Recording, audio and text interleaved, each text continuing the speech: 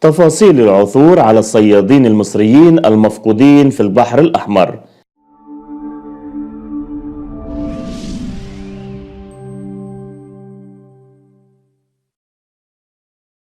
السلام عليكم، خبر جديد، ما تنسوش لايك واشتراك لو انت جديد.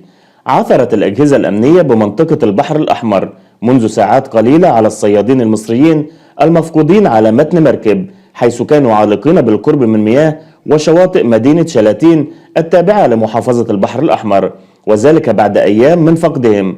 وظل البحث متواصل من الأجهزة الأمنية وأصدقائهم بمناطق البحر الأحمر.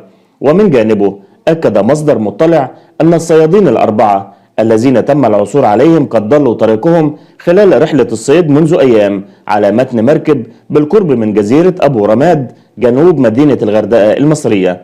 وأضافت المصادر من خلال تصريحات صحفية أن الصيادين بحالة صحية جيدة، وجاري الآن تقديم الرعاية الطبية لهم وعمل اللازم في مشهد أزال خوف جميع أصدقائهم وأسرهم بعد الاطمئنان عليهم. الجدير بالذكر أنه قد تم تداول أخبار عن فقدان عدد من الصيادين بمنطقة البحر الأحمر خلال الأيام الماضية، وتم تكثيف البحث عن هؤلاء الصيادين بالمراكب والأجهزة الأمنية والطائرات الهليكوبتر إلى أن تم العثور عليهم من خلال الأجهزة الأمنية. بنقول لهم الحمد لله على السلامة. في نهاية الفيديو لو قدم لكم معلومة جديدة ما تبخلوش علينا بلايك.